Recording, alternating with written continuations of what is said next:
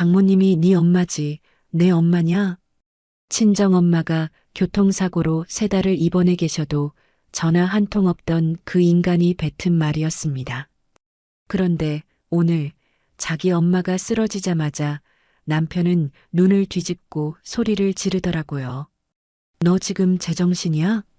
우리 엄마가 쓰러졌는데 맏며느리가 돼서 간병을 안 해? 당장 회사 때려치워. 핏대까지 세우며 윽박지르는 남편을 보며 저는 눈 하나 깜짝 안 하고 그가 했던 말을 토씨 하나 안 틀리고 그대로 돌려줬습니다. 엄밀히 말하면 네 엄마지 내 엄마는 아니잖아. 네가 간병해. 순간 남편은 꿀먹은 벙어리가 되어 입만 뻐끔거리더군요.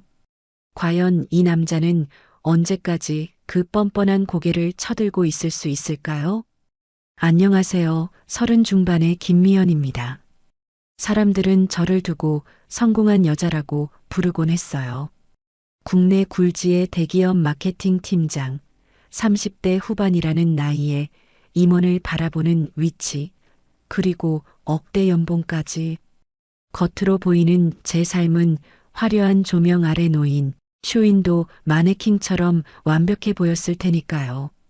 매일 아침 잘 다려진 정장을 입고 수십억 원짜리 프로젝트를 진두지휘하며 사람들의 부러움을 샀지만 그 화려한 명암 뒤에 숨겨진 제 진짜 모습이 썩어 문드러지고 있었다는 걸 아무도 몰랐을 거예요.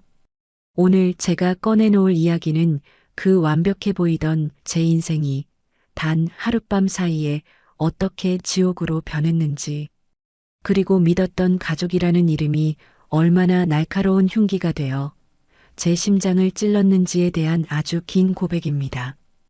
그날은 유난히도 일이 손에 잡히지 않는 날이었어요. 다음 달 출시할 신제품 마케팅 기획안 때문에 팀원들과 머리를 맞대고 야근을 하고 있었죠. 사무실 창밖으로 비가 추적추적 내리는데 이상하게 가슴 한구석이 서늘하니 불안하더라고요. 꼭 무슨 일이 생길 것만 같은 불길한 예감이 들었거든요. 밤 10시가 넘었을 무렵 정적을 깨고 제 휴대전화가 요란하게 울려댔어요. 모르는 번호였지만 왠지 받아야만 할 것 같아 떨리는 손으로 통화 버튼을 눌렀죠. 수화기 너머로 들려오는 낯선 목소리는 응급실 간호사였고 그 내용은 제 심장을 철렁 내려앉게 만들었어요. 김 이자님 따님 되시죠? 어머님이 횡단보도를 건너시다 오토바이 뺑소니 사고를 당하셨습니다. 지금 상태가 위중해서 수술 들어가야 하니 빨리 오셔야 해요. 저는 그 자리에 얼어붙어 아무 말도 할 수가 없었어요. 눈앞이 캄캄해지고 손발이 차갑게 식어가는 걸 느끼며 허둥지둥 가방을 챙겨 병원으로 달려갔습니다. 택시 안에서 덜덜 떨리는 손으로 남편에게 전화를 걸었죠. 제 유일한 가족이자 의지할 곳은 남편뿐이라고 생각했으니까요. 신호음이 몇 번 가기도 전에 남편이 전화를 받았는데 수화기 너머로 시끌벅적한 술자리 소음이 고막을 때리더라고요. 왜? 나 지금 회식 중인데. 남편의 들뜬 목소리에 울컥 눈물이 솟았지만 꾹 참고 상황을 설명했어요. 엄마가 사고를 당해 수술실에 들어갔으니 제발 와달라고 애원했죠. 그런데 돌아온 대답은 제 귀를 의심하게 만들었어요. 아, 진짜? 장모님이? 근데 어쩌냐. 나 지금 부장님이랑 중요한 얘기 중이라 빠질 수가 없어. 수술 끝나면 연락해. 내가 간다고 당장 낫는 것도 아니잖아. 뚝 하고 매정하게 끊긴 전화기를 들고 저는 멍하니 창밖만 바라봤어요. 비는 억수같이 쏟아지는데 제 마음에는 천둥번개가 치는 것 같았죠. 병원에 도착해 수술실 앞을 지키며 혼자서 얼마나 울었는지 몰라요. 붉게 켜진 수술 중 표시등만 하염없이 바라보며 제발 엄마를 살려달라고 빌고 또 빌었습니다. 새벽녘이 되어서야 수술이 끝났고 의사 선생님은 다행히 고비는 넘겼지만 다리 복합골절이 심각해서 최소 3개월은 입원해야 한다고 하셨어요. 안도의 한숨을 내쉬며 짐을 챙기러 집에 들렀는데 남편은 아직도 집에 들어오지 않았습니다. 아침이 되어서야 술 냄새를 풀풀 풍기며 들어오는 꼴을 보니 기가 차서 말이 안 나오더라고요. 헝클어진 머리에 구겨진 와이셔츠 차림으로 들어온 남편은 걱정스러운 표정은커녕 대뜸 돈 얘기부터 꺼내는 거 있죠? 제 어깨를 툭툭 치며 남편이 물었어요. 장모님 보험은 들어놨어? 합의금이랑 보험금 꽤 나오겠네? 아, 뺑소니라고 했나? 그럼 정부 보장 사업 이런 것도 있다던데 알아봤어? 순간 제 귀를 의심했어요. 밤새 사경을 헤매다 겨우 살아난 장모를 두고 한다는 소리가 고작 돈 얘기라니 이게 사람인가 싶더라고요. 저는 끓어오르는 화를 억누르며 남편을 노려봤어요. 당신 지금 그게 할 소리야? 엄마가 죽다 살아나셨는데 돈 얘기가 먼저 나와? 어젯밤에 오지도 않고 이제 와서 한다는 소리가 고작 그거니? 남편은 제 눈초리에 아랑곳하지 않고 소파에 벌러덩 드러눕더니 하품을 쩍 하더라고요. 아니, 현실적인 얘기를 하는 거지. 병원비가 한두 푼 드는 것도 아니고 나도 계속 술 마시느라 피곤해 죽겠어. 좀 자게 조용히 해라. 저는 주먹을 꽉 쥐고 부들부들 떨었어요. 엄마가 깨어나면 간병을 해야 하는데 회사 일도 있고 해서 주말만이라도 남편에게 교대 간병을 부탁하려고 했거든요. 그런데 저 꼴을 보니 부탁하고 싶은 마음이 싹 달아나더라고요. 그래도 지푸라기라도 잡는 심정으로 말을 꺼냈습니다. 여보, 나 연차 쓰는 것도 한계가 있어. 평일엔 내가 어떻게든 할 테니까 주말에는 당신이 병원 좀 지켜줘. 그러자 남편이 벌떡 일어나며 정색을 하고 소리쳤어요. 내가 거길 왜 가? 주말에는 나도 좀 쉬어야지. 그리고 간병인을 쓰면 되잖아. 돈도 잘 버는 여자가 왜 그렇게 궁상을 떨어? 간병인 구할 때까지만이라도 도와달라는 거잖아. 가족인데 그 정도도 못해줘? 제 말에 남편은 코웃음을 치며 기가 막힌다는 표정으로 대꾸했어요. 야, 말은 똑바로 하자. 엄밀히 말하면 네 엄마지. 내 엄마는 아니잖아. 그렇게 잘난 네가 내 돈으로 사람 써서 해결해. 나한테 피해 주지 말고. 그 순간 저는 머리를 둔기로 얻어맞은 것 같은 충격을 받았어요. 내 엄마지 네 엄마는 아니다라니. 기쁠 때나 슬플 때나 함께하는 게 가족 아닌가요? 남편의 그 한마디가 제 가슴에 대못을 박아버렸죠. 저는 더 이상 남편에게 기대지 않기로 결심했습니다. 저 인간에게 기대느니 차라리 지나가는 개한테 하소연하는 게 낫겠다는 생각이 들었거든요. 그날부터 저는 지옥 같은 독박 간병을 시작했어요.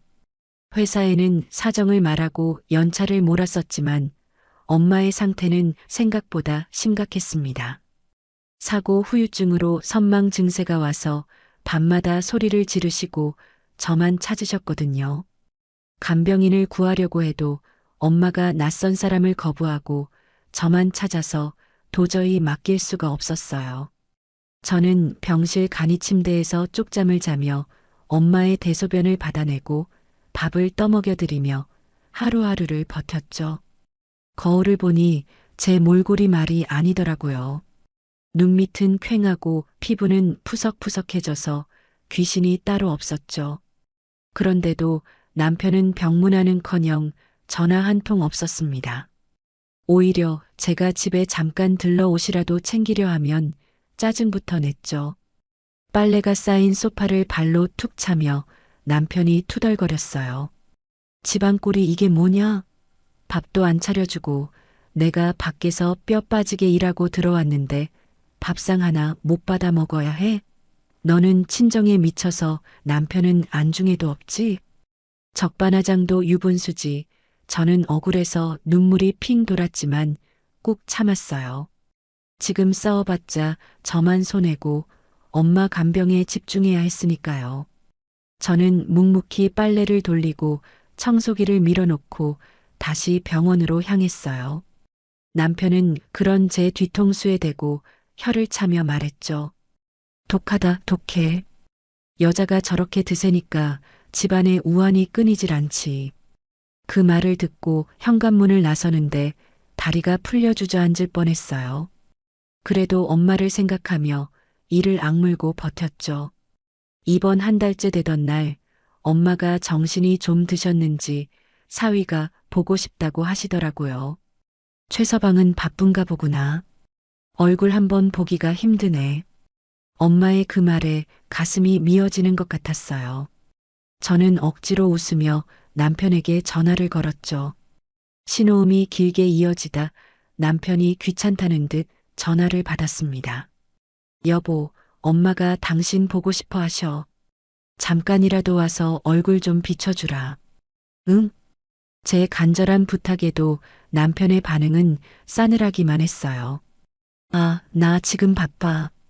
거래처 미팅 있어서 못 가. 그냥 나 바쁘다고 해. 이런 걸 내가 하나하나 설명해줘야 되냐? 끊어. 또다시 매정하게 끊긴 전화기를 붙들고 저는 엄마에게 거짓말을 해야 했습니다. 최서방이 중요한 프로젝트 때문에 회사에서 못 나온다고요. 엄마는 씁쓸하게 웃으며 고개를 끄덕이셨지만 그 눈빛의 서린 서운함을 저는 읽을 수 있었죠. 그런데 그날 저녁 우연히 신우이의 SNS를 보게 되었어요. 평소에는 꼴도 보기 싫어서 잘 안 들어가는데 이상하게 그날따라 촉이 오더라고요. 아니나 다를까 신우이의 인스타그램에는 충격적인 사진들이 올라와 있었습니다. 해시태그와 함께 올라온 사진 속에는 남편과 시어머니 그리고 신우이가 제주도의 푸른 바다를 배경으로 환하게 웃고 있었어요. 횟집에서 거한상을 차려놓고 건배를 하는 사진, 유채꽃밭에서 다정하게 포즈를 취한 사진들이 줄줄이 이어졌죠. 거래처 미팅이 있다던 남편은 선글라스를 끼고 한 손에는 한라봉 주스를 든 채 세상 편해 보이는 표정을 짓고 있더라고요. 저는 그 사진들을 보며 손이 부들부들 떨려서 휴대전화를 떨어뜨릴 뻔했어요. 장모는 병원에서 사경을 헤매고 아내는 독박 간병으로 말라 죽어가는데 본인들은 제주도에 가서 희희낙낙거리고 있다니요. 이게 정말 사람이 할 짓인가요? 저는 당장 남편에게 전화를 걸어 따지고 싶었지만 엄마가 놀라실까봐 꾹 참았습니다. 대신 그 사진들을 하나하나 캡처해서 저장해 두었죠. 며칠 뒤 여행에서 돌아온 남편이 뻔뻔하게 병원에 나타났어요. 빈손으로 터덜터덜 들어오는 꼴을 보니 속에서 천불이 나더라고요. 엄마가 잠드신 틈을 타서 남편을 복도로 끌고 나갔어요. 휴대전화 화면을 남편 얼굴에 들이밀며 물었죠. 거래처 미팅이 제주도였나 봐? 아주 신나셨네. 장모는 병원에 누워 있는데 횟집 가서 회가 목구멍으로 넘어가던 남편은 당황한 기색도 없이 오히려 큰 소리를 치더라고요. 팔짱을 끼고 짝다리를 짚은 채 저를 내려다보며 말했죠. 야, 너 뒷조사하냐? 소름 끼치게 왜 이래? 나도 스트레스 풀러 간 거야. 너도 네 가족 챙기느라 집에도 안 들어오는데 나도 우리 가족 챙기는 거야. 문제 있어? 와, 정말 말문이 막히더라고요. 저 뻔뻔한 태도에 기가 차서 헛웃음만 나왔어요. 내 가족, 네 가족 편 가르기를 하는 것도 모자라 아픈 장모를 두고 놀러 간 걸 정당화하다니요. 가족? 그래, 당신한테는 시댁만 가족이고 처가는 남이지? 그럼 나도 이제부터 당신 가족 안 챙겨도 되겠네? 당신이 그랬잖아. 엄밀히 말하면 내 엄마지 네 엄마 아니라고. 나도 똑같이 해줄게. 제 서슬퍼런 말에 남편은 콧방귀를 뀌며 비웃었어요. 해보시든가. 어차피 넌 며느리라 도리 안 하면 욕먹는 건 너야. 여자가 어디서 남편한테 눈을 동그랗게 뜨고 대들어? 기가세도 적당히 세야지. 남편은 끝까지 반성은커녕 저를 가스라이팅하며 유유히 병원을 빠져나갔어요. 멀어지는 남편의 뒷모습을 보며 저는 피맛이 비릿하게 느껴질 정도로 입술을 꽉 깨물었죠. 그때 다짐했어요. 이 인간과는 끝이라고요. 하지만 그냥 끝내는 건 너무 억울하잖아요. 제가 받은 고통, 엄마가 당한 무시, 이 모든 걸 몇 배로 돌려주고 끝내겠다고 맹세했습니다. 병실로 돌아와 잠든 엄마의 손을 잡고 저는 눈물을 삼키며 속으로 되뇌었어요. 엄마 미안해. 내가 사람 보는 눈이 없어서 엄마까지 고생시키네. 하지만 걱정 마. 내가 다 갚아줄게. 저 인간들이 흘린 눈물 콧물까지 쏙 빼놓을 테니까 지켜봐줘. 그때까지만 해도 저는 몰랐어요. 남편의 바닥이 거기가 끝이 아니었다는 걸요. 앞으로 펼쳐질 더 기가 막힌 사건들이 저를 기다리고 있다는 걸 상상조차 못했으니까요. 그렇게 지옥 같은 3개월이 어떻게 지나갔는지 모르겠어요. 엄마는 다행히 퇴원하셨지만 다리뼈가 잘 붙지 않아서 결국 휠체어 신세를 지게 되셨습니다. 혼자서는 화장실도 못 가시고 매일 재활 치료를 받으러 병원을 오가야 했는데 그 뒷바라지는 오로지 제 몫이었죠. 저는 회사에서 눈치 보며 칼퇴근을 하고 숨이 턱 끝까지 차오르도록 달려가 엄마를 모시고 병원에 갔다가 집에 모셔다 드리고 밥상까지 차려드린 뒤에야 제 집으로 향했어요. 몸이 10개라도 모자란다는 말이 딱 제 상황이었죠. 어느 날은 정말 파김치가 되어서 현관문을 열었는데 집안에서 고소한 치킨 냄새랑 시끌벅적한 TV 소리가 들리더라고요. 거실에 들어서니 시누이가 와서 배달 음식을 잔뜩 시켜 먹고는 입가에 양념을 묻힌 채 낄낄거리고 있었어요. 식탁 위에는 먹다 남은 치킨 뼈랑 피자 박스가 어지럽게 널려 있고 맥주 캔이 굴러다니는데 치울 생각은 아예 없어 보였죠. 남편은 소파에 비스듬히 누워서 배를 극적이며 여동생이랑 농담 따먹기나 하고 있더라고요. 제가 들어오자 시누이는 본체만체하며 언니 왔어? 늦었네? 하고는 다시 TV로 고개를 돌렸어요. 남편은 저를 쓱 훑어보더니 대뜸 짜증 섞인 목소리로 말했죠. 야, 너는 시누이가 왔는데 빈손으로 오냐? 올 때 과일이라도 좀 사오지. 센스가 없어, 센스가. 기가 막혀서 말이 안 나왔지만 저는 꾹 참고 겉옷을 벗으며 식탁을 치우기 시작했습니다. 피곤해서 손가락 하나 까딱하기 힘든데 남편은 손 하나 안 대고 입만 나불거리더라고요. 시누이가 갈 때가 되자 남편은 현관까지 배웅을 나가더니 돌아와서 저한테 삿대질을 하며 소리를 지르는 게 아니겠어요? 너 미쳤냐? 애가 간다는데 용돈 좀 쥐어주지 그냥 보내. 오빠 집에 왔는데 차비라도 줘야 할 거 아니야. 그 순간 참고 있던 둑이 터져버렸어요. 지금 그게 할 소리야? 당신은 우리 엄마 병원비 한 푼 보탠 적 있어?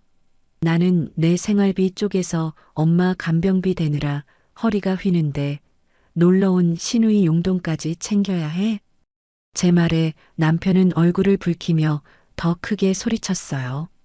야, 그건 네 사정이지. 어디서 남편한테 눈을 부라려? 네가 밖에서 돈 좀 번다고 유세 떠냐? 집안 꼴이 엉망인데 돈 버는 게 무슨 소용이야.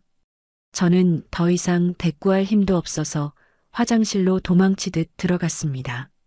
문을 잠그고 수돗물을 콸콸 틀어놓은 채 소리 죽여 펑펑 울었죠. 거울 속에 비친 제 모습이 너무 처량해서 견딜 수가 없었어요. 내가 전생에 무슨 죄를 지어서 이런 대접을 받고 사나 싶고 이 결혼이 철저히 잘못됐다는 걸 뼈저리게 느꼈죠.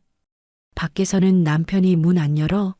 질질 짜지 말고 나와서 밥이나 차려. 라고 고래고래 소리를 지르는데 정말이지 그 목소리가 악마의 속삭임처럼 들렸어요. 며칠 뒤 저는 도저히 안 되겠다 싶어서 남편에게 조심스럽게 말을 꺼냈습니다. 엄마 혼자 계시는 게 너무 불안하고 제 체력도 한계에 다다라서 당분간만 엄마를 우리 집으로 모시면 안 되겠냐고요. 여보, 나 정말 힘들어서 그래. 엄마 재활 끝날 때까지만 우리 집에서 모시자. 내가 다 알아서 할게. 당신한테 피해 안 가게 할게. 제 간절한 부탁에 남편은 펄쩍 뛰며 질색을 하더라고요. 뭐, 장모님을 모셔? 야, 너 제정신이야? 내가 내 집에서 편하게 팬티 바람으로도 못 있는 게 말이 되냐고. 절대 안 돼. 불편해서 못 살아. 방 하나 비워드리면 되잖아. 그리고 당신 늦게 들어오니까 마주칠 일도 거의 없어. 제발 부탁 좀 할게. 싫다니까? 왜 자꾸 강요해? 정 모시고 싶으면 네가 나가서 살든가. 내 집에는 절대 못 들여. 남편의 완강한 태도에 저는 억장이 무너졌어요. 내 집이라니요. 이 집 살 때 친정 엄마가 보태준 돈이 얼만데 이제 와서 자기 집이라고 유세를 떠는 꼴이라니. 죄책감과 분노가 뒤섞여 가슴이 터질 것 같았지만 남편은 제 마음을 알 리가 없었죠. 사실 저라고 왜 친정에 가서 살고 싶지 않았겠어요? 당장이라도 짐 싸들고 엄마 옆에 붙어 있고 싶었죠. 하지만 엄마한테 그 이야기를 꺼냈다가 얼마나 혼났는지 몰라요. 너 미쳤니? 시집간 딸이 친정에 와서 산다니 남들 보기에 흉하다. 네 남편 밥은 어쩌고? 난 죽어도 싫다. 내 눈에 흙이 들어가기 전엔 절대 안 돼. 불편한 몸을 이끌고 펄쩍 뛰시며 격하게 거부하시는 엄마를 보면서 저는 차마 고집을 부릴 수가 없었어요. 당신 몸이 부서져라 아픈 와중에도 딸내미 가정 지켜주겠다고 혹시라도 사위한테 미움받을까봐 짐이 되기 싫어하시는 그 마음이 너무 뻔히 보여서 가슴이 미어졌거든요. 그러니 저는 이러지도 저러지도 못하고 속만 새카맣게 타들어갈 뿐이었죠. 그렇게 냉전 상태로 며칠을 보내다 시댁 제사가 다가왔어요. 저는 퇴근하고 엄마 저녁을 챙겨드리고 가느라 늦을 수밖에 없었죠. 부랴부랴 시댁에 도착하니 이미 제사는 끝나고 식구들이 둘러앉아 과일을 깎고 있더라고요. 제가 들어서자마자 싸늘한 정적이 흐르고 시어머니가 혀를 차며 한마디 하셨어요. 쯧쯧 며느리가 돼서 제사상도 안 차리고 이제야 오냐? 아주 상전이 따로 없구나. 저는 죄송한 마음에 고개를 숙이고 변명을 했어요. 어머니, 죄송해요. 친정 엄마 식사 챙겨드리고 오느라 늦었어요. 차가 많이 막혀서. 그러자 남편이 옆에서 깐죽거리며 불난 집에 부채질을 하더라고요. 엄마, 쟤 요즘 친정에 미쳐서 살아. 우리 집은 하숙집인 줄 안다니까. 내가 밥도 못 얻어먹고 산다. 그 말에 시어머니 눈매가 매섭게 올라갔어요. 뭐, 하늘 같은 남편 밥을 굶겨? 네가 미쳤구나. 출가 외인이라는 말도 모르냐? 어디 친정 타령을 하고 있어. 당장 친정 발길 끊어라. 친척들까지 다 보는 앞에서 그런 모욕을 당하니 얼굴이 화끈거려 견딜 수가 없었어요. 저는 속으로 피눈물을 흘리며 생각했죠. 내 연봉이 남편보다 1.5배나 높은데 왜 나는 죄인처럼 고개를 숙이고 있어야 하나. 가사노동에 시댁 행사까지 독박을 쓰면서 돈까지 벌어다 바치는 내가 호구 중에 상호구구나 싶더라고요. 그날 밤 집에 돌아와 엄마 병원비 정산을 하려고 통장을 확인했어요. 엄마 수술비랑 입원비가 생각보다 많이 나와서 결혼할 때 엄마가 비상금으로 주셨던 적금을 깨야겠다고 생각했거든요. 그런데 인터넷 뱅킹으로 조회를 해보니 잔액이 0원인 거예요. 제 눈을 의심하며 몇 번이나 새로 고침을 눌렀지만 결과는 똑같았습니다. 게다가 제 명의로 3천만 원 대출까지 실행된 내역이 있더라고요. 손이 덜덜 떨리고 심장이 쿵쾅거려 숨을 쉴 수가 없었어요. 범인은 단 한 명뿐이었죠. 안방 문을 벌컥 열고 들어가 자고 있는 남편을 흔들어 깨웠어요. 야, 당장 일어나. 내 통장에 있던 돈 어디 갔어? 이거 대출은 또 뭐고? 남편은 부스스한 눈으로 일어나더니 태연하게 하품을 하며 말했어요. 아, 그거 내가 좀 썼어. 왜 자는 사람 깨우고 난리야? 썼다고? 그 큰 돈을 어디다 썼는데? 그리고 내 허락도 없이 대출을 받아?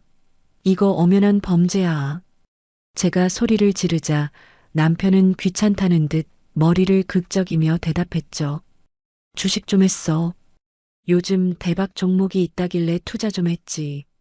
야, 부부 사이에 네 돈 내 돈이 어디 있냐? 나중에 대박 나면 몇 배로 불려서 갚으면 되잖아. 뭐? 주식? 그래서 지금 그 돈 어떻게 됐는데? 아, 지금은 좀 떨어져서 반토막 났는데 좀 기다려. 너는 남편을 그렇게 못 믿냐? 저는 다리에 힘이 풀려 주저앉고 말았습니다. 그 돈이 어떤 돈인가요? 엄마가 평생 시장 바닥에서 장사하며 꼬깃꼬깃 모아둔 노후 자금이었는데 시집갈 때 혹시라도 기죽지 말라고 급할 때 쓰라고 눈물 흘리며 쥐어주신 피 같은 돈이었다고요. 그걸 이 인간이 홀라당 날려먹은 거예요. 너 진짜 미쳤구나. 그 돈이 어떤 돈인데? 우리 엄마 목숨 같은 돈이야. 당장 내놓으라고. 제가 악을 쓰며 달려들자 남편은 저를 밀치며 뻔뻔하게 나왔어요. 야, 남자가 큰일 하다 보면 이럴 수도 있지. 왜 악을 써? 그리고 그 돈 너 혼자 쓰라고 주셨겠냐? 치사하게 굴지 마라. 그 순간 저는 깨달았어요. 이 사람은 말이 통하는 인간이 아니라는 걸요. 더 이상 대화로 해결할 수 있는 단계가 지났다는 걸 직감했죠. 끓어오르는 분노를 차갑게 식히며 저는 바닥을 짚고 일어났습니다. 눈물 범벅이 된 얼굴을 쓱 닦아내고 남편을 똑바로 쳐다봤어요. 제 눈빛이 달라진 걸 느꼈는지 남편이 움찔하더라고요. 그래, 알았어. 부부니까 그럴 수 있지. 갑자기 차분해진 제 태도에 남편은 안도하는 표정을 지으며 거봐, 말이 통하네. 좀만 기다려. 내가 대박 터뜨려서 호강시켜 줄게라고 헛소리를 짓거렸죠. 저는 속으로 비릿한 웃음을 지었어요. 그래, 지져라. 지금 실컷 지져둬라. 이게 네 마지막 발악이 될 테니까. 그날부터 저는 철저하게 연기를 시작했어요. 겉으로는 남편에게 순종하는 척 밥도 차려주고 빨래도 해주면서 경계심을 풀게 만들었죠. 그리고 뒤로는 남편 몰래 녹음기를 샀어요. 집안 곳곳에, 남편 차에, 심지어 남편이 자주 입는 정장 안주머니에도 초소형 녹음기를 숨겼죠. 모든 대화를 녹음하고 통장 관리를 따로 하며 제 수입을 철저히 숨기기 시작했습니다. 남편이 요즘 왜 월급 안 들어와? 라고 물으면 엄마 병원비 대느라 갑을 받아서 안 들어와라고 둘러대며 생활비를 끊었죠. 남편은 투덜거렸지만 제가 워낙 불쌍한 척 연기를 하니까 의심하지 않더라고요. 엄마 병원비는 제가 마이너스 통장을 뚫어서 해결했습니다. 빚이 늘어가는 걸 보면서 가슴이 타들어갔지만 나중에 위자료로 다 받아내겠다는 일념 하나로 버텼죠.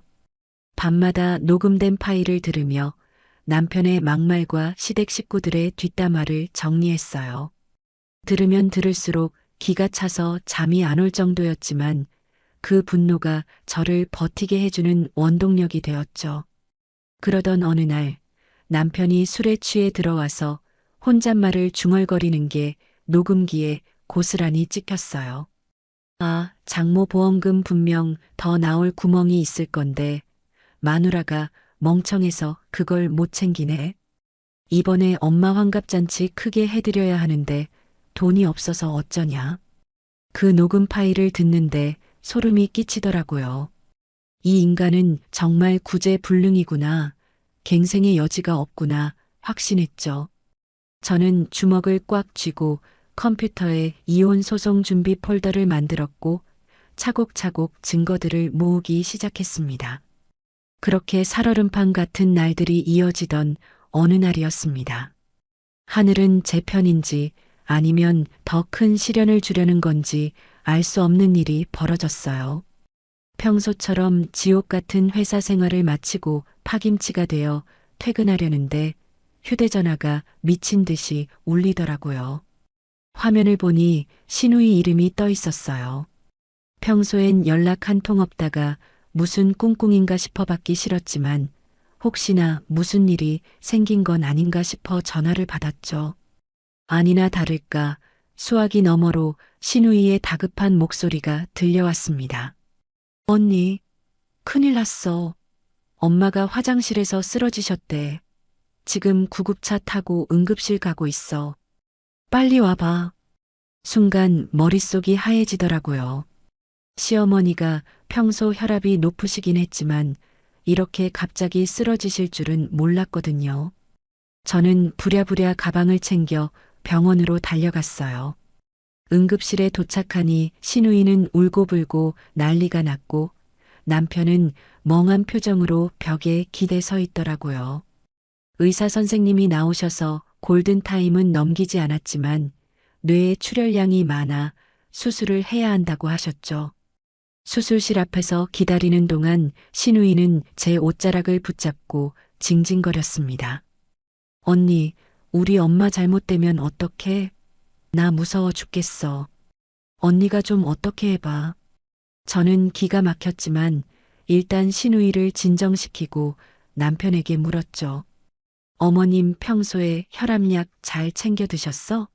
최근에 병원 다녀오신 적은 있고? 남편은 짜증 섞인 목소리로 대답했어요. 몰라. 내가 어떻게 아냐? 엄마가 알아서 드신다고 했어. 그리고 왜 나한테 따져? 네가 며느리잖아. 시어머니 건강도 안 챙기고 뭐 했어? 와, 진짜 어이가 없어서 말이 안 나오더라고요. 친정 엄마 챙기느라 정신없는 사람한테 시어머니 건강까지 챙기라니요. 본인 엄마인데 자식인 본인이 더 잘 알아야 하는 거 아닌가요? 저는 끓어오르는 화를 꾹 참고 수술이 끝나기만을 기다렸어요. 몇 시간 뒤 수술이 끝나고 시어머니는 중환자실로 옮겨지셨어요. 다행히 생명에는 지장이 없었지만 의사 선생님 말씀은 청천벽력과도 같았습니다. 수술은 잘 됐지만 후유증으로 하반신 마비가 올 가능성이 높습니다. 앞으로 재활 치료도 꾸준히 받으셔야 하고 24시간 간병이 필요하실 거예요. 가족분들 마음 단단히 먹으셔야 합니다. 그 말을 듣는 순간 신우이와 남편의 표정이 싹 굳어지더라고요. 24시간 간병이라니 누구 하나가 직장을 그만두거나 간병인을 써야 한다는 뜻이었으니까요. 신우이는 슬금슬금 뒷걸음질 치며 말했죠. 어머, 나 어떡해? 나 애들 학원 픽업해야 하는데. 그리고 나 허리도 안 좋아서 간병 못해. 오빠 네가 알아서 해. 그러자 남편이 펄쩍 뛰며 소리쳤어요. 야, 너는 딸 아니냐? 엄마가 너를 어떻게 키웠는데. 나도 회사 바빠서 못해. 네가 좀 해. 오빠가 장남이잖아. 그리고 올케 언니 있잖아. 언니가 며느리니까 당연히 해야지. 두 남매가 병원 복도에서 서로 미루며 싸우는 꼴을 보니 기가 차서 헛웃음이 나오더라고요. 저는 팔짱을 끼고 그 꼴을 지켜보다가 차갑게 한마디 던졌어요. 둘 다 그만 좀 해. 어머님 아직 마취도 안 깨셨어. 일단 간병인 구해서 쓰고 비용은 반반씩 부담하면 되잖아. 제 말에 남편과 신우이는 동시에 저를 쳐다보며 입을 모아 소리쳤습니다. 간병인? 그 돈이 얼만데? 네가 돈 다 낼 거야? 그래, 언니가 돈 잘 버니까 언니가 내면 되겠네. 우린 집 대출금 갚느라 쪼들리는 거 알잖아. 정말이지 뻔뻔함이 하늘을 찌르더라고요. 저는 어이가 없어서 콧방귀를 뀌며 말했죠. 나도 우리 엄마 병원비 때문에 힘들어. 정그러면 돌아가면서 간병하든지. 그렇게 우여곡절 끝에 간병인을 구했지만 그것도 잠시였어요. 시어머니 성격이 워낙 까탈스럽고 예민하셔서 간병인들이 며칠을 못 버티고 그만두는 거예요. 물이 차갑네 뜨겁네, 덥네 춥네, 자세가 불편하다 등등 온갖 트집을 잡으시니 누가 버티겠어요? 일주일도 안 돼서 간병인이 3명이나 바뀌고 나니 결국 남편이 저를 호출하더라고요. 남편은 비장한 얼굴로 식탁에 앉으며 말했어요. 여보 앉아봐. 가족회의 좀 하자. 저는 불길한 예감이 들었지만 일단 맞은편에 앉았어요. 남편은 뜸을 들이더니 대뜸 폭탄 선언을 하더라고요. 간병인 구하는 것도 지쳤고 아무래도 네가 회사 그만두고 엄마 간병해야겠다. 순간 제 귀를 의심했어요. 뭐라고? 내가 회사를 그만둬? 당신 지금 제정신이야? 아니, 현실적으로 생각해 보자고. 간병비가 한 달에 4,500씩 나가는데 감당이 되냐? 그리고 엄마가 며느리 손길을 원하시잖아. 네가 살갑게 해드리면 금방 나으실 거야. 내 연봉이 얼만데 퇴사를 해? 차라리 당신이 휴직하고 간병해. 당신이 아들이잖아. 제 말에 남편은 얼굴을 붉히며 책상을 쾅 내려쳤어요. 야, 남자가 어떻게 집구석에 처박혀서 똥오줌 받아내냐? 남사스럽게. 넌 며느리잖아. 맏며느리 도리해야지. 어디서 말대꾸야? 도리? 당신은 우리 엄마 아플 때 코빼기도 안 비쳤으면서 나한테 도리를 우는애? 당신 월급으로 생활비랑 병원비 감당돼? 제가 조목조목 따지자 남편은 말문이 막혔는지 씩씩거리며 억지를 부렸습니다. 그때였어요. 병실에 계신 시어머니에게서 전화가 걸려왔죠. 남편이 스피커폰으로 전화를 받자 시어머니의 목소리가 쩌렁쩌렁 울려 퍼졌어요. 얘야, 미연이 옆에 있냐? 바꿔봐라. 저는 떨리는 손으로 전화를 받았어요. 네, 어머니. 몸은 좀 어떠세요? 몸이 어떻긴 죽지 못해 산다. 너는 시애미가 병원에 누워 있는데 코빼기도 안 비치고 뭐하냐? 내가 너한테 해준 게 얼만데 은혜를 원수로 갚는 거냐? 해준 게 얼마라니요? 결혼할 때 혼수 하나 안 해주시고 집 살 때 보태준 돈도 없으시면서 무슨 은혜를 운운하시는지. 저는 억울해서 눈물이 핑 돌았지만 꾹 참고 대답했어요. 어머니, 저도 회사 일 때문에 바빠서요. 주말에 갈게요.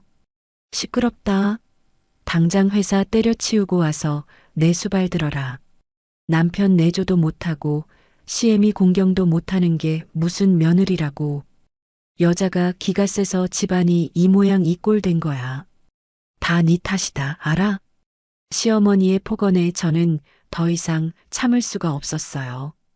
가슴속에서 뜨거운 무언가가 치미는데 더 듣고 있다가는 화병으로 쓰러질 것 같더라고요. 어머니, 말씀이 지나치시네요. 제가 뭘 그렇게 잘못했는데요? 그리고 간병은 당연히 아들이 해야죠. 저는 남이잖아요. 제 말에 시어머니는 아이고, 아이고, 저것이 나 죽이려고 작정했네. 하며 통곡을 하시더라고요. 남편은 전화를 빼서 전화를 끊으며 저를 노려보았죠. 너 진짜 미쳤어? 엄마 쓰러지시게 하려고 작정했어? 당장 사과드려. 사과? 내가 왜?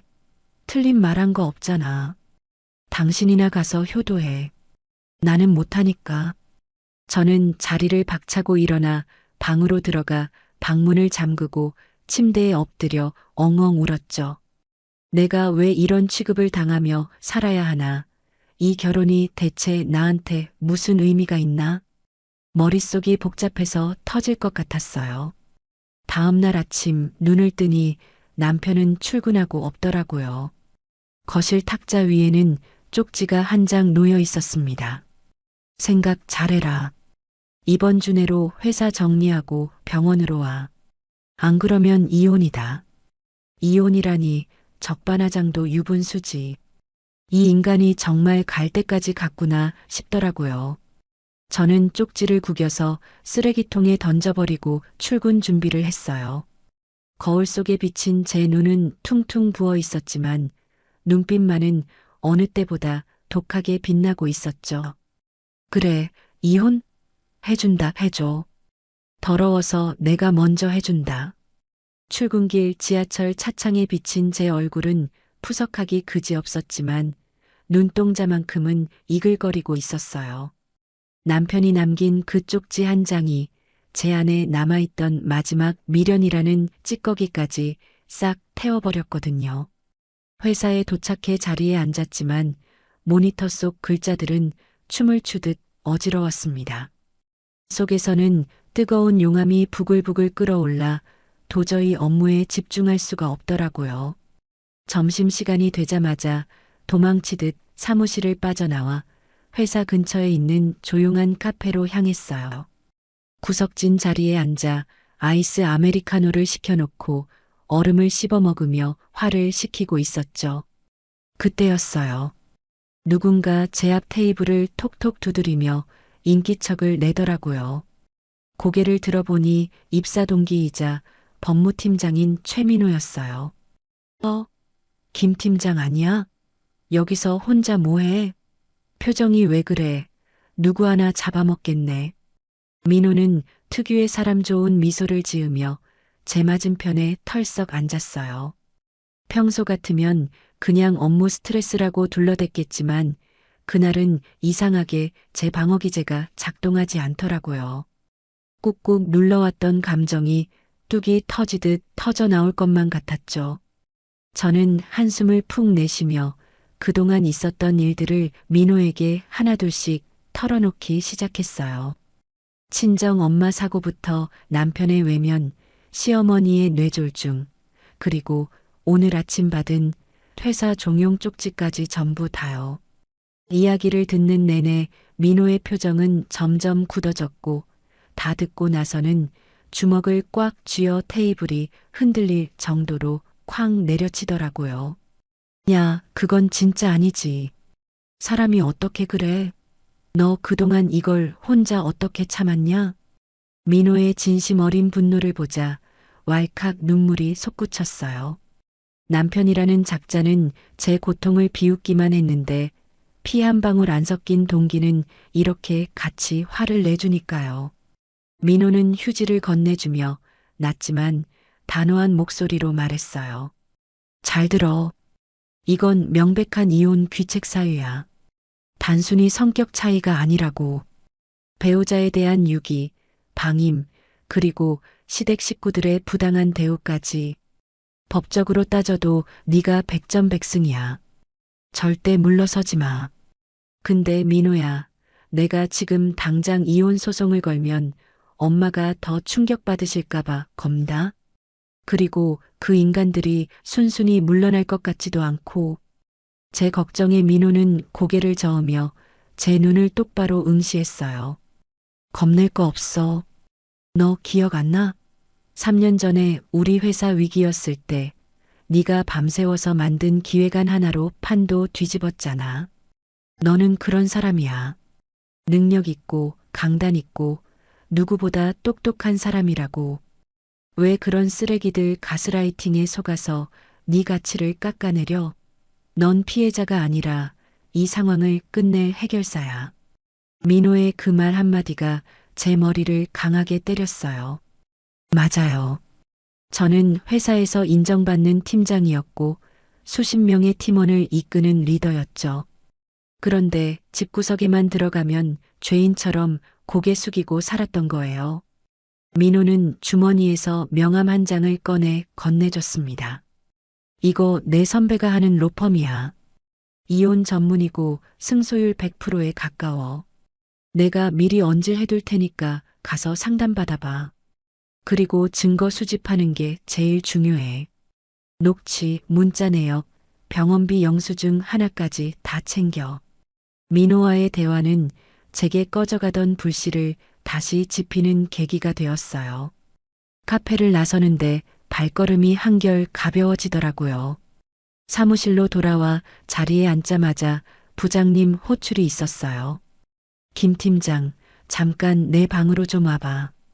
부장님 표정이 꽤 심각해 보여서 혹시 내 가정사가 회사에 소문이라도 났나 싶어 가슴이 철렁했죠. 하지만 부장님이 꺼낸 이야기는 전혀 예상 밖의 것이었어요. 김 팀장, 이번에 본사에서 진행하는 글로벌 프로젝트 알지? 그 총괄 팀장 자리에 자네를 추천했어. 임원회의에서도 만장일치로 통과됐고 상무 승진 조건이니까 무조건 성공시켜야 해. 어떻게 할래? 맡아줄 수 있겠어? 순간 숨이 턱 막히는 것 같았어요. 상무 승진이라니 제가 입사 때부터 꿈꿔왔던 목표였으니까요. 예전 같으면 시어머니 간병은 어쩌지? 남편이 싫어할 텐데 하고 눈치부터 봤겠지만 지금은 달랐어요. 이건 기회였어요. 내가 더 높이 올라가서 그 인간들이 감히 쳐다보지도 못할 위치에 설 수 있는 말 그대로 황금 동아줄이었죠. 저는 주먹을 불끈 쥐고 부장님을 보며 당차게 대답했어요. 감사합니다, 부장님. 제가 맡겠습니다. 목숨 걸고 성공시키겠습니다. 그래, 역시 김 팀장이야. 믿고 맡길게. 자리로 돌아와 승진 확정 메일을 확인하는데 심장이 터질 것 같았어요. 이 사실을 남편에게 알릴까 잠시 고민했지만 곧바로 고개를 저었죠. 지금은 때가 아니었어요. 이 승진은 저의 가장 강력한 무기가 되어야 했으니까요. 저는 이 기쁜 소식을 철저히 숨기고 오히려 남편이 원하는 대로 무기력한 척 연기를 하기로 마음먹었습니다. 퇴근길, 저는 일부러 어깨를 축 늘어뜨리고 집에 들어갔어요. 남편은 거실 소파에 누워 TV를 보며 낄낄거리고 있더라고요. 제가 들어오자 힐끔 쳐다보며 던지는 첫마디는 참 가관이었습니다. 왔냐? 사표는 썼어? 오늘 낸 거야? 저는 가방을 털썩 내려놓으며 깊은 한숨을 쉬었어요. 세상 다 잃은 표정으로 식탁 의자에 주저앉았죠. 오늘 부장님한테 말씀드렸어. 이번 달까지만 하고 정리하겠다고. 제 말에 남편은 벌떡 일어나더니 반색을 하며 다가왔어요. 그 비굴한 웃음이 얼마나 역겨운지 토가 나올 뻔했죠. 진짜? 야, 잘했다. 역시 우리 마누라 결단력 하나는 끝내준다니까. 그럼 퇴직금은 언제 나와? 바로 신청했어? 절차 밟으려면 시간 좀 걸려. 왜? 그게 그렇게 급해? 급하긴 뭐가 급해. 엄마 병원비도 밀려있고 나 이번에 주식 물타기 좀 해야 해서. 아니, 빚 갚아야 한다고. 퇴직금 나오면 그거부터 해결하고 엄마 간병 시작하면 딱이네. 김칫국을 사발로 들이키는 꼴을 보니 기가 차서 헛웃음이 나오려는 걸 꾹 참았어요. 내 퇴직금으로 주식 물타기를 하겠다니 정말 뇌 구조가 어떻게 된 인간인지 궁금할 지경이었죠. 저는 남편을 안심시키기 위해 쐐기를 박았어요. 그래, 당신 뜻대로 할게. 대신 나 정리할 동안은 건드리지 마. 마음 추스를 시간이 필요하니까. 아유, 그럼 누가 건드려? 푹 쉬어, 푹. 내가 설거지는 할게. 남편은 콧노래를 흥얼거리며 싱크대로 가더라고요. 평소에는 손가락 하나 까딱 안 하던 인간이 돈 냄새를 맡고 설거지까지 하는 꼴이라니. 저는 방으로 들어와 문을 잠그고 책상 서랍 깊숙한 곳에 숨겨둔 녹음기를 꺼냈어요. 그리고 신우이에게 전화를 걸었죠. 이번 작전의 핵심은 신우이였어요. 남편뿐만 아니라 시댁 식구 모두가 저를 어떻게 생각하는지 그 추악한 민낯을 증거로 남겨야 했거든요. 신호음이 몇 번 가기도 전에 신우이가 전화를 받았어요. 언니, 웬일이야? 이 시간에. 신우이 목소리는 늘 그렇듯 퉁명스러웠어요. 저는 최대한 불쌍하고 기운 없는 목소리로 연기를 시작했죠. 아가씨, 나 퇴사하기로 했어요. 어머님 간병 내가 하려고요. 어머, 진짜? 잘 생각했네. 진작 그럴 것이지 왜 그렇게 튕겼어? 남자가 밖에서 일하고 여자가 안에서 내조하는 게 맞지. 당연하다는 듯 말하는 꼬라지에 속이 뒤집어졌지만 저는 본론으로 들어갔어요. 근데 아가씨, 나 혼자 24시간 붙어 있기는 너무 힘들어서요. 주말에는 아가씨가 와서 좀 봐주면 안 돼요? 그래도 친딸인데 어머님이 더 편해하실 거고. 저는 일부러 스피커폰 볼륨을 높이고 녹음 버튼이 잘 눌러져 있는지 확인했어요. 신우이의 대답은 제 기대를 저버리지 않았죠. 언니 지금 제정신이에요? 내가 거길 왜 가? 나 주말에 골프 약속 있어. 그리고 엄마 똥기저귀 가는 걸 내가 어떻게 해? 비위 상하게. 그래도 딸이잖아요. 저는 며느리고 남인데. 언니가 며느리니까 당연히 해야지. 그걸 왜 나한테 떠넘겨? 우리 오빠가 언니 먹여 살리느라 고생하는 거 안 보여? 염치가 좀 있어 봐요. 빙고. 원하던 대답이 정확하게 나왔어요. 며느리는 종년이고 딸은 공주님이라는 그 기막힌 이중잣대. 저는 마지막으로 한 번 더 확인 사살을 했어요. 그럼 아가씨는 어머니 병원비나 간병에는 전혀 관여 안 하겠다는 거죠? 나중에 유산 상속 얘기 나오면 어쩌려고요? 아, 진짜 짜증나게 왜 이래? 유산은 오빠가 장남이니까 오빠가 받는 거고 간병은 며느리 몫이지. 나 바쁘니까 끊어요. 다신 이런 걸로 전화하지 마. 뚝. 전화가 끊기자마자 입가에 서늘한 미소가 번지더라고요. 이 녹취록 하나면 나중에 신우이가 딴소리할 때 입을 꿰매버릴 수 있을 테니까요. 그날 밤 저는 잠자리에 누워 천장을 바라보며 앞으로의 계획을 점검했어요. 남편은 제가 퇴사하고 퇴직금을 바칠 거라고 철석같이 믿고 있고 신우이는 제가 독박 간병을 할 거라며 안심하고 있죠. 시어머니는 병실에서 며느리가 기어 들어올 날만 기다리고 계실 거고요. 모두가 제 손바닥 위에서 놀아나고 있었습니다. 제가 준비한 이혼 소장이 날아들었을 때, 그리고 제 승진 사실을 알게 되었을 때, 저들의 표정이 어떨지 상상하니 짜릿해서 잠이 안 오더라고요. 다음 날부터 저는 더욱 치밀하게 움직였어요. 민호가 소개해준 변호사님을 만나 상담을 받았죠. 변호사님은 제가 가져온 증거들을 보며 감탄하시더라고요. 와, 준비 정말 철저하게 하셨네요. 남편분 폭언 녹취에 통장 횡령 내역, 신우이 통화 내용까지. 이건 뭐 빼도 박도 못합니다. 위자료 청구는 물론이고 재산 분할에서도 사연자님 기여도 70% 이상 인정받을 수 있어요. 특히 남편분이 사연자님 명의 도용해서 대출받은 건 이건 형사 고소도 가능합니다. 형사 고소요? 사문서 위조 같은 건가요? 네, 맞습니다. 그리고 금융실명제법 위반도 되고요. 이걸로 압박하면 남편분 꼼짝 못할 겁니다. 변호사님의 말에 자신감이 솟구쳤어요. 저는 바로 소송 준비를 의뢰하고 회사에서는 승진 준비에 박차를 가했죠. 팀원들에게는 비밀 유지를 당부하며 프로젝트를 진행했고 야근을 핑계로 집에 늦게 들어가는 날이 많아졌습니다. 남편은 제가 퇴사 인수인계 때문에 늦는 줄 알고 고생이 많네. 퇴직금 나오면 맛있는 거 사줄게라며 헛소리를 해댔죠. 그러던 어느 주말 드디어 결전의 날이 다가왔어요. 시어머니 병실에 온 가족이 모이는 날이었거든요. 남편은 아침부터 들떠서 저를 재촉했어요. 여보, 빨리 준비해. 오늘 가서 엄마한테 정식으로 말씀드려. 회사 그만뒀고 이제부터 제가 모시겠다고. 엄마가 얼마나 좋아하시겠어?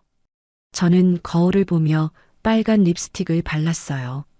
평소에는 잘 바르지 않는 색이었지만 오늘은 특별한 날이니까요. 전장에 나가는 장수의 마음으로 정장 재킷을 걸치고 가방 깊숙한 곳에 묵직한 서류 봉투를 챙겨 넣었습니다. 그 안에는 사표가 아닌 남편과 시댁 식구들의 숨통을 끊어놓을 이혼 소장이 들어 있었죠. 그래, 가자. 가서 확실하게 보여줄게. 제 비장한 목소리를 눈치채지 못한 남편은 싱글벙글 웃으며 앞장서더군요. 병원으로 가는 차 안에서 남편은 라디오 노래를 따라 부르며 신나 있었고 저는 창밖을 보며 차가운 미소를 지었어요. 웃어라, 실컷 웃어. 그 웃음이 울음으로 바뀌는 데는 1시간도 안 걸릴 테니까. 병실 문을 열고 들어서자마자 훅 끼쳐오는 퀴퀴한 냄새와 함께 익숙한 구박이 쏟아졌어요. 시어머니는 침대에 반쯤 누워 찌푸린 얼굴로 저를 흘겨보셨고 시누이는 휴대전화만 만지작거리고 있었죠. 남편은 짐짓 점잖은 척하며 제 등을 떠밀었어요. 엄마, 며느리 왔어요. 이제 회사도 그만뒀으니까 엄마 간병은 걱정 마세요. 얘가 다 알아서 할 거예요. 남편의 말에 시어머니 얼굴이 금세 펴지더라고요. 그래. 아이고, 잘 생각했다. 여자가 밖으로 나돌아봐야 집안만 망하지. 진작 그럴 것이지, 쯧쯧. 얼른 와서 좀 주물러 봐라. 삭신이 쑤신다. 시누이도 덩달아 거들었어요. 언니, 잘 됐네. 나 주말에 골프 약속 있어서 못 오니까 엄마 밥 잘 챙겨드려요. 나는 바빠서 이만 가볼게. 시누이가 짐을 챙겨 일어나려는 찰나 제가 차갑게 쏘아붙였어요. 어딜 가? 앉아. 아직 할 얘기 안 끝났어. 평소와 다른 제 목소리와 반말에 시누이가 멈칫하더라고요. 남편도 당황한 기색으로 물었어요. 여보, 왜 그래? 엄마 앞에서 뭐 하는 짓이야? 저는 천천히 가방에서 두툼한 서류 봉투를 꺼내 침대 위 탁자에 툭 던졌어요. 이혼 소장이라는 글자가 선명하게 박힌 서류가 시어머니와 남편 눈앞에 펼쳐졌죠. 이게 뭐냐? 남편이 떨리는 손으로 서류를 집어들었어요. 내용을 읽어 내려가는 남편의 눈동자가 점점 커지더니 얼굴이 흙빛으로 변하더라고요. 이혼 소장? 야, 너 미쳤어? 지금 장난해? 시어머니는 뒷목을 잡고 소리를 질렀어요. 뭐라고? 이혼? 이 썩을 년이. 심이가 병원에 누워 있는데 이혼 타령을 해? 내가 너를 어떻게 받아줬는데 은혜를 원수로 갚아. 저는 팔짱을 끼고 똑바로 서서 시어머니 눈을 피하지 않고 노려봤어요. 은혜요? 어머니가 저한테 해주신 게 뭔데요? 결혼할 때 혼수 하나 안 해주시고 집 살 때 10원 한 장 안 보태셨잖아요.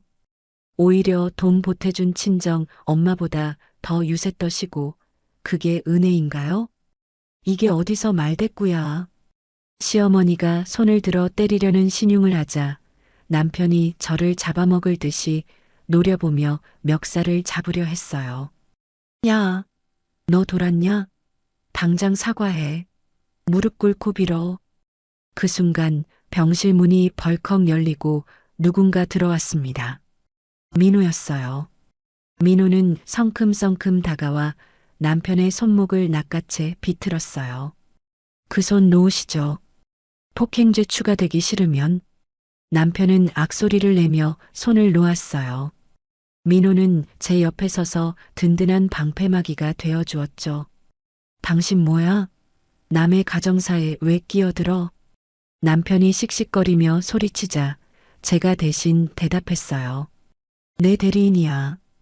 이제부터 모든 대화는 변호사 통해서 해. 그리고 하나 더, 나 회사 안 그만뒀어. 오히려 승진했어. 뭐? 승진? 남편과 시누이, 시어머니가 동시에 입을 떡 벌리고 쳐다보더라고요. 그래, 이번에 대형 프로젝트 총괄 팀장 맡아서 상무 승진 확정될 거야. 내 연봉이 너보다 5천만 원이나 더 많아. 계산기 두드려봐도 내가 일해서 돈 버는 게 훨씬 이득인데 내가 미쳤다고 퇴사를 해? 간병, 꿈깨. 남편은 충격에 휩싸여 말을 잇지 못했어요. 퇴직금으로 빚 갚고 주식 물타기 하려던 계획이 산산조각 났으니까요. 그럼 내 빚은? 엄마 병원비는? 네 빚은 네가 갚아. 그리고 엄마 병원비. 너 장남이잖아. 네가 효도해야지. 6개월 전에 네가 나한테 뭐라고 했어? 어머님은 내 엄마지 내 엄마 아니잖아. 사위는 남이야. 효도는 셀프야. 기억 안 나? 저는 휴대전화를 꺼내 녹음 파일을 재생했어요. 엄밀히 말하면 네 엄마지 내 엄마는 아니잖아. 그렇게 잘난 네 돈으로 사람 써서 해결해. 남편의 목소리가 병실 안에 울려 퍼지자 남편 얼굴이 시뻘개지다 못해 터질 것 같더라고요. 시어머니는 입만 뻐끔거리고 아무 말도 못하셨고요. 들었지? 네가 뱉은 말이야. 토씨 하나 안 틀리고 똑같이 돌려줄게. 네 엄마지 내 엄마 아니잖아. 네가 효도해. 나는 남이니까 빠질게. 그때 시누이가 끼어들어 악을 쓰더라고요. 언니 진짜 독하다. 어떻게 시댁 식구들한테 이래? 며느리가 돼서 도리도 안 지키고 돈 좀 번다고 유세 떠는 거야? 저는 시누이를 비웃으며 또 다른 녹음 파일을 틀었어요. 언니 미쳤어? 내가 왜 해? 출가 외인이라며? 며느리가 다 해야지. 난 바빠서 못해. 언니가 알아서 해. 시누이의 목소리가 흘러나오자 시누이는 사색이 되어 입을 다물었어요. 들었지? 너도 똑같은 딸인데 네가 해. 출가 외인? 웃기고 있네. 친정도는 좋고 효도는 싫어. 이제부터 네 엄마 똥기저귀는 네가 가라. 난 더 이상 호구짓 안 해. 시어머니는 충격으로 거품을 물고 쓰러질 기세였어요. 아이고. 내가 며느리 잘못 들여서 이 꼴을 당하는구나. 저 독한 년 천벌을 받을 거야. 저는 냉정하게 대꾸했어요. 천벌은 어머니 아들이랑 딸이 받겠죠. 부모 자식 간의 도리도 모르고 돈만 밝히는 것들이니까요. 그리고 당신, 너 4명의 도용해서 대출받은 거랑 주식으로 날려먹은 내 돈. 그거 횡령죄랑 사문서 위조로 고소장 접수했어. 콩밥 먹을 준비나 해. 남편은 다리에 힘이 풀려 주저앉았어요. 여보. 잘못했어. 내가 잠시 미쳤었나 봐. 한 번만 봐줘. 우리 다시 시작하자. 응? 남편이 제 다리를 붙잡고 매달리는데 정말이지 역겨워서 쳐다보기도 싫더라고요. 저는 발로 남편 손을 툭 쳐내며 말했어요. 다시 시작? 꿈깨 이미 늦었어. 위자료 청구 소송도 같이 들어갔으니까 법원에서 보자. 내 변호사가 아주 유능하거든. 네 빤스 한 장까지 다 벗겨질 각오하는 게 좋을 거야. 민호가 옆에서 거들었어요. 최성준 씨, 김미현 씨 명의로 대출받은 건 명백한 범죄입니다. 합의 없으면 실형 살 수도 있으니까 변호사 잘 선임하세요. 물론 승산은 없겠지만요. 남편은 사색이 되어 벌벌 떨기만 했어요. 병실을 나서며 뒤도 안 돌아보고 병실 문을 쾅 닫고 나오는데 복도 끝까지 시어머니의 곡소리와 남편의 비명소리가 들렸어요. 하지만 제 귀에는 그 소리가 승전가처럼 들리더라고요. 민호가 제 어깨를 두드리며 엄지를 치켜 세웠어요. 와, 김상무님. 진짜 멋있었어. 사이다가 따로 없네. 고마워, 민호야. 네 덕분이야. 에이, 내가 뭘. 네가 다 했지. 이제 시작이야. 재판 끝날 때까지 긴장 늦추지 마. 우리는 주차장으로 걸어가며 하이파이브를 했어요. 차에 타서 시동을 거는데 하늘이 유난히 파랗고 맑게 보이더라고요. 그동안 꽉 막혀 있던 가슴이 뻥 뚫리는 기분이었죠. 라디오에서 흘러나오는 경쾌한 음악을 따라 흥얼거리며 엑셀을 밟았습니다. 집에 도착하니 텅 빈 집이 저를 반겨줬어요. 남편의 짐은 아직 그대로였지만 제 마음속에서 그는 이미 깨끗이 지워진 상태였죠. 저는 콧노래를 부르며 남편의 옷과 물건들을 챙겨서 박스에 담기 시작했어요. 현관 앞에 박스들을 쌓아두고 포스트잇에 메모를 남겼죠. 착불 택배로 보낼 테니 알아서 받아. 비밀번호 바꿨으니까 들어올 생각 말고. 그리고 나서 와인 한 잔을 따라 들고 베란다로 나갔어요. 서울 야경이 한눈에 내려다 보이는 풍경을 바라보며 와인을 한 모금 마시니 이게 바로 자유의 맛이구나 싶더라고요. 그날 밤 저는 오랜만에 꿀잠을 잤어요. 꿈속에서도 남편과 시댁 식구들이 무릎 꿇고 비는 장면이 나와서 웃으면서 깼죠. 다음 날 아침 출근 준비를 하는데 신우이에게 전화가 왔어요. 언니 어제는 내가 미안했어. 엄마가 너무 충격받으셔서 혈압 오르고 난리도 아니야. 제발 한 번만 와주면 안 될까? 오빠도 지금 정신 못 차리고 술만 마셔. 신우이의 목소리는 다급하고 비굴했어요. 어제까지만 해도 기세등등하던 모습은 온데간데 없었죠. 미안한데 나 바빠. 회사 일도 많고 이혼 준비하느라 정신없어. 그리고 어머님 혈압은 약 드시면 되잖아. 네가 옆에서 잘 챙겨드려. 끊어. 언니, 잠깐만. 우리 오빠 감옥 가면 어떡해? 대출금 갚을 능력도 없는데. 그걸 왜 나한테 물어? 네 오빠가 알아서 하겠지. 그리고 다신 전화하지 마. 번호 차단할 거니까. 뚝. 전화를 끊고 차단 목록에 신우이 번호를 추가했어요. 정말이지 질척거리는 것들 끝까지 구질구질하더라고요. 회사에 출근하니 팀원들이 승진 축하한다며 케이크를 준비해줬어요. 다들 진심으로 축하해주는 모습에 눈물이 핑 돌더라고요. 상무님, 축하드려요. 진짜 존경합니다. 고마워요, 여러분. 다 여러분 덕분이에요. 앞으로 더 열심히 할게요. 그날 회식 자리에서 저는 팀원들에게 이혼 사실을 털어놓았어요. 다들 놀라긴 했지만 오히려 잘하셨어요. 쓰레기는 빨리 버리는 게 답이죠. 라며 응원해 주더라고요.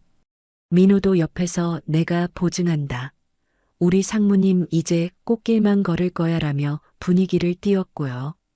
이혼 소송이 순조롭게 진행되는 줄 알았는데 인생은 참 얄궂게도 꼭 중요한 순간에 발목을 잡더라고요. 법원에서 첫 조정 기일이 잡히던 날 저는 법원 대신 응급실로 달려가야 했어요. 잘 지내시던 친정 엄마가 갑자기 호흡곤란을 일으키며 쓰러지셨다는 연락을 받았거든요. 의사 선생님은 합병증으로 폐렴이 왔다며 이번 고비를 넘기지 못할 수도 있다고 무서운 말씀을 하셨죠. 중환자실 유리창 너머로 산소호흡기에 의지해 가쁜 숨을 몰아쉬는 엄마를 보는데 억장이 무너져 내리는 것 같았어요. 승진이고 나발이고 다 때려치우고 싶을 만큼요. 제가 회사 일에 미쳐서 이혼 소송에 눈이 멀어서 엄마를 방치한 것만 같아 죄책감에 숨을 쉴 수가 없었죠. 밤마다 엄마 손을 잡고 제발, 제발 엄마.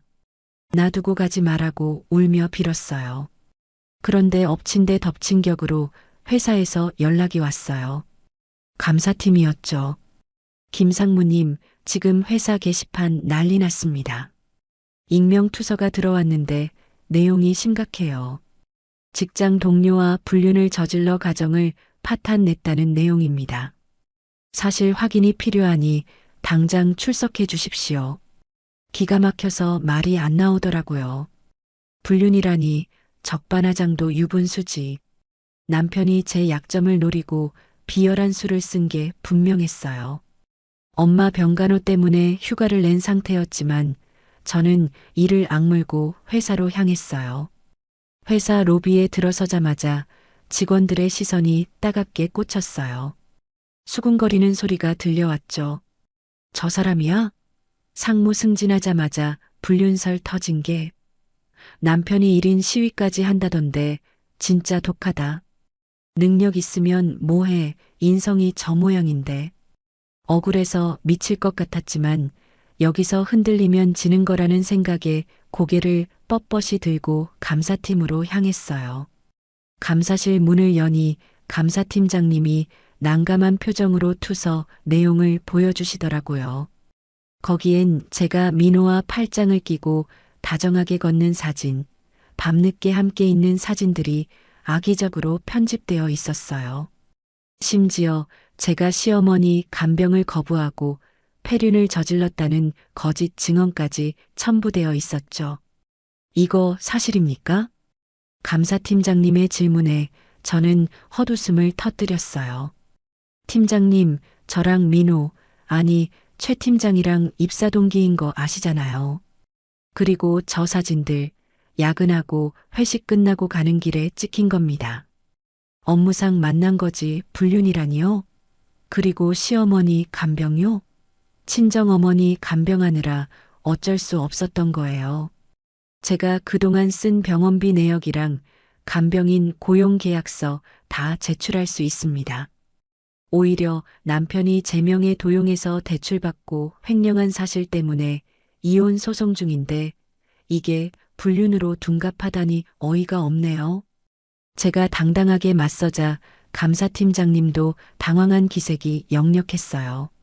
하지만 회사는 보수적인 곳이라 이미 퍼진 소문을 잠재우기가 쉽지 않았죠. 게다가 남편이 회사 정문 앞에서 피켓을 들고 1인 시위를 시작했다는 소식이 들려왔어요.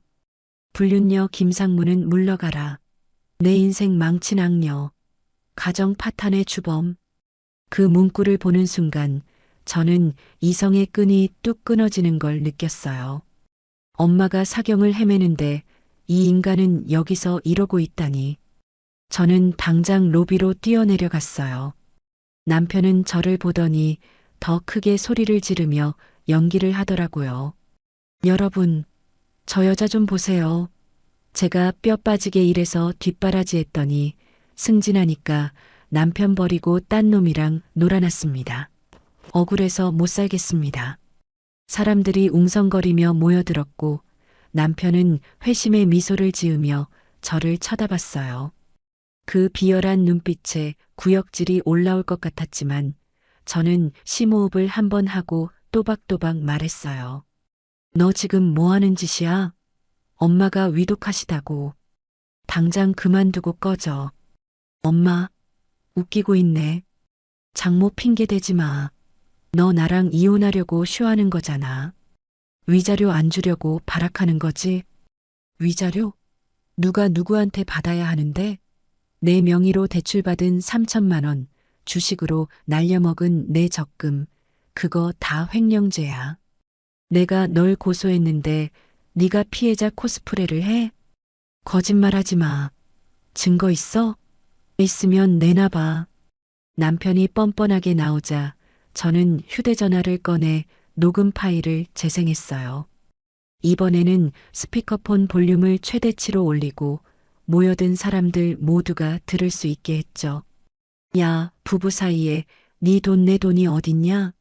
나중에 대박 나면 갚으면 되지. 어차피 네 명의로 된 거 내가 좀 썼다고 쇠고랑 안 차. 남편의 목소리가 로비에 쩌렁쩌렁 울려 퍼지자 웅성거리던 사람들이 조용해졌어요. 남편의 얼굴은 홍당무처럼 빨개졌고 당황해서 어쩔 줄을 몰라 하더라고요. 이거 조작이야. 요즘 AI 기술 좋아서 목소리 변조도 된다며. 저 여자가 꾸민 짓이야. 그때였어요. 민호가 경비원들과 함께 나타나 남편의 앞을 막아섰어요. 지금 허위사실 유포에 명예훼손, 업무 방해까지 하고 계시네요. 이거 다 현행범으로 체포 가능한 거 아시죠?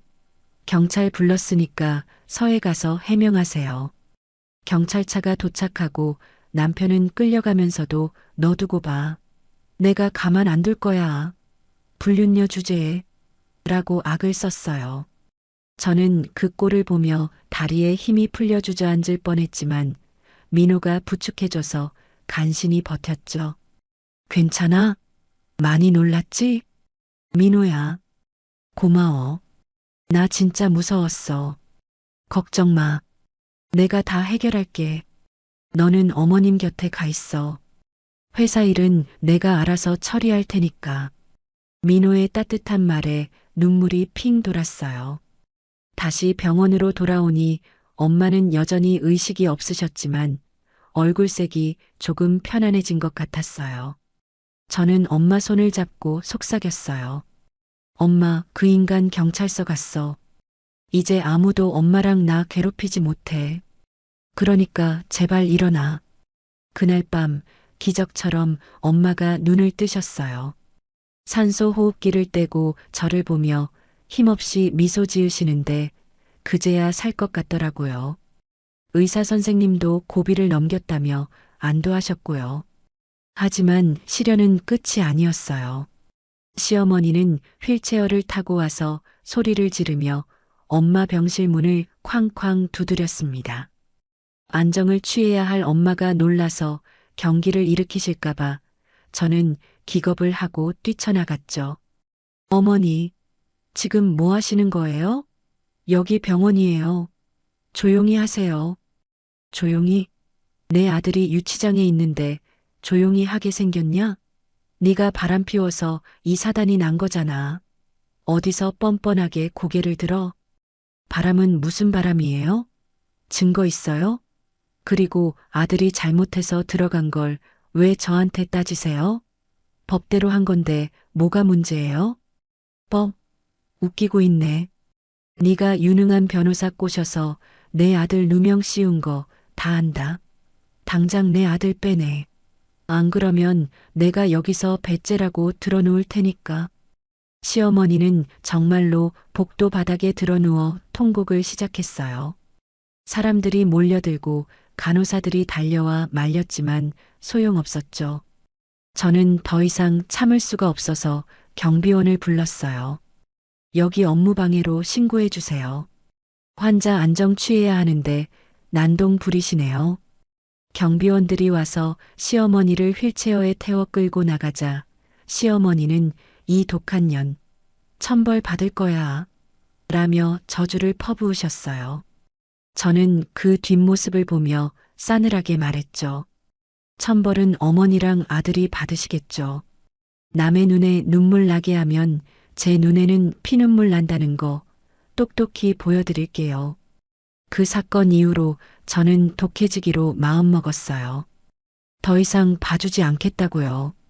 민호와 상의해서 남편과 시어머니를 상대로 접근금지 가처분 신청을 냈고 회사에는 남편의 머구와 업무방해 증거를 제출해서 징계위원회에 회부되도록 조치했죠. 회사 징계위원회 날 저는 남편이 보낸 협박 문자, 1인 시위 CCTV 영상, 그리고 시어머니의 병원 난동 영상까지 모든 증거를 제출했어요. 동료들도 탄원서를 써주며 저를 도와주었고요. 김상무님은 평소 행실이 바르고 성실한 분입니다. 남편분의 주장은 터무니없는 음해입니다. 저도 봤습니다. 남편분이 술 먹고 찾아와 행패 부리는 거요. 여론은 순식간에 반전되었어요. 불륜녀라며 손가락질하던 사람들도 이제는 어머, 저런 쓰레기랑 살았다니 불쌍하다. 진짜 독한 시댁 만났네라며 저를 동정하더라고요. 징계위원회 결과는 당연히 무혐의였고 오히려 회사는 남편을 명예훼손과 업무방해로 고발하기로 결정했어요. 회사 징계위원회에서 무혐의 처분을 받고 당당히 회의실을 걸어 나오던 그 순간 전 남편의 인생은 그야말로 나락으로 떨어지기 시작했어요. 제가 제출했던 투서와 각종 증거들은 단순히 저의 결백을 증명하는데 그치지 않고 그가 회사 몰래 저질렀던 비위 행위들까지 낱낱이 까발리는 기폭제가 되었거든요. 제 명의를 도용해 대출을 받고 그 돈을 주식으로 탕진하면서 정신이 반쯤 나가 있던 그는 업무에서도 치명적인 실수를 연발해왔던 모양이에요. 거래처와의 중요 계약을 날려먹고도 보고를 누락했던 사실이 이번 감사 과정에서 고구마 줄기처럼 줄줄이 엮여 나왔죠. 회사는 냉정했어요. 품위 유지 의무 위반은 핑계일 뿐 실적 부진과 업무 태만으로 이미 찍혀 있던 그에게 가차없이 징계해고 통보를 날렸죠. 짐을 싸들고 회사 정문을 나서는 그의 뒷모습은 폐잔병보다 더 초라했다고 전해 들었어요. 하지만 그건 지옥의 시작에 불과했죠. 퇴직금이라도 챙겨 나올 줄 알았겠지만 제가 미리 걸어둔 가압류 때문에 10원 한 장 만져보지 못한 채 빈털터리로 쫓겨나야 했으니까요. 당장 먹고 살 길이 막막해진 그에게 닥친 현실은 더욱 가혹했어요. 병원에 누워 계신 시어머니의 병원비 독촉장은 매일같이 날아들었고 급한 불을 끄겠답시고 손을 댄 사채업자들의 빚 독촉 전화는 밤낮을 가리지 않고 울려댔죠. 결국 그는 간병인을 쓸 돈이 없어 스스로 어머니의 대소변을 받아내야 하는 처지가 되었어요. 평생 손에 물 한 방울 안 묻히고 살던 마마보이가 병실 쪽잠을 자며 똥기저귀를 갈아야 하는 상황이라니 인과응보라는 말이 이보다 더 정확할 수는 없었죠. 궁지에 몰린 전 남편이 마지막으로 기댈 곳은 여동생뿐이었어요. 하지만 피보다 진한 게 돈이라던가요. 오빠가 망했다는 소식을 듣자마자 강민아는 무서운 속도로 태세를 전환했습니다. 병원비 분담은커녕 오빠가 돈을 빌려달라고 할까봐 전화번호까지 바꾸고 잠적해버린 거죠. 오빠가 집 앞까지 찾아가 문을 두드려도 없는 척 인기척조차 내지 않았다니 그 남매의 우애라는 것이 얼마나 얄팍한 모래성 같은 것이었는지 헛웃음만 나오더라고요. 모든 퇴로가 차단된 전 남편이 지푸라기라도 잡는 심정으로 제게 전화를 걸어왔던 건 비가 억수같이 쏟아지던 어느 늦은 밤이었어요. 수화기 너머로 들려오는 목소리는 물기에 젖은 채 덜덜 떨리고 있었죠. 여보, 내가 잘못했어. 제발 다시 합치자. 응? 엄마가 매일 너만 찾으셔. 며느리가 해준 밥이 먹고 싶다고 우셔. 우리가 그래도 가족이었잖아. 울먹이며 애원하는 그 목소리를 듣는데 예전 같으면 마음이 약해졌을지도 모르겠지만 이번엔 달랐어요. 오히려 차갑게 식은 가슴 밑바닥에서 서늘한 비웃음이 올라왔죠. 가족? 그 입에서 가족이라는 단어가 나오는 것 자체가 저에겐 모욕이었으니까요. 저는 엄마가 드실 전복죽을 끓이며 덤덤하게 하지만 뼈가 시리도록 차갑게 대꾸했어요. 가족? 그 단어 입에 올리지 마. 역겨우니까. 그리고 내 엄마가 내 밥을 찾는 게 아니라 공짜로 부려먹을 식모가 필요한 거겠지. 나 지금 내 엄마 밥 먹여드려야 해서 바빠. 다신 전화하지 마. 매몰차게 전화를 끊어버린 제 손은 더 이상 떨리지 않았어요. 하지만 전 남편은 거기서 포기하지 않았죠. 며칠 뒤 꾀재재한 몰골로 저희 엄마가 입원해 계신 병원까지 찾아왔거든요. 며칠은 씻지 못한 듯한 악취를 풍기며 병실 바닥에 무릎을 꿇고 엎드려 통곡하는 꼴이라니 주변 환자들과 고호자들이 혀를 차며 쳐다볼 정도로 추태였어요. 그는 우리 엄마 바짓가랑이라도 잡을 기세로 기어가며 빌었어요. 장모님이 한 번만 용서해달라고, 이혼만은 막아달라고요. 하지만 휠체어에 앉아 그 모습을 내려다보시는 엄마의 눈빛은 그 어느 때보다 단호하고 싸늘했죠. 엄마는 떨리는 손으로 제 손을 꽉 잡으시더니 낮은 목소리로 일갈하셨어요. 자네 내 딸 눈에서 피눈물 흘리게 할 때는 언제고 이제 와서 살려달라니. 염치가 있어도 유분수지. 내 딸 인생 그만 갉아먹고 썩 나가게. 자네는 이제 우리랑 상관없는 남일세. 그리고는 미련 없이 휠체어를 획 돌려 창가로 향하셨어요. 그 단호한 뒷모습에 전 남편은 넋이 나간 듯 주저앉았고 결국 병원 경비원들에게 질질 끌려나가는 신세가 되었죠. 그 비참한 최후를 지켜보며 저는 비로소 긴 악몽이 끝났음을 실감했어요. 법원의 판결은 사필규정 그 자체였어요. 판사님은 남편의 유책 사유를 조목조목 지적하며 저에게 완벽한 승리를 안겨주었죠. 특히 제 명의를 도용해 대출을 받고 적금을 횡령한 사실이 인정되어 재산 분할에서도 제가 압도적인 비율을 가져가게 되었어요. 판결문이 낭독되는 동안 사색이 되어가는 전 남편의 얼굴을 보며 저는 10년 묵은 채증이 씻겨 내려가는 듯한 해방감을 맛보았죠. 그는 항소할 기력조차 남아있지 않은 듯 고개를 떨구었고 그렇게 우리의 지독했던 인연은 법적으로도 감정적으로도 완벽하게 종지부를 찍게 되었어요. 이혼 신고를 마치고 돌아오는 길 저는 엄마를 모시고 시내에서 가장 전망 좋은 레스토랑으로 향했어요. 그동안 고생한 우리 모녀를 위한 작은 축하 파티였죠. 엄마는 꾸준한 재활 치료 덕분에 이제 휠체어 없이도 지팡이를 짚고 천천히 걸으실 수 있게 되었어요. 한 걸음 한 걸음 아기처럼 조심스럽게 내딛는 엄마의 발걸음을 보며 저는 가슴이 뭉클해지는 걸 참아야 했죠. 창가 자리에 앉아 최고급 코스 요리를 즐기며 엄마와 저는 와인 잔을 부딪혔어요.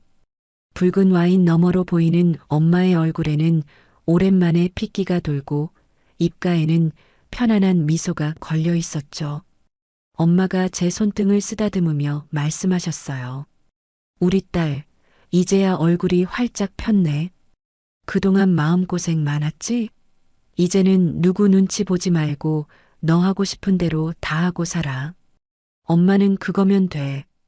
그 따뜻한 한마디에 꾹 참았던 눈물이 왈칵 쏟아질 뻔했지만 저는 씩씩하게 웃으며 대답했어요. 이제는 울지 않을 거예요. 제 눈물은 저를 사랑해주는 사람들을 위해서만 흘리기로 다짐했으니까요. 회사에서도 좋은 소식이 이어졌습니다.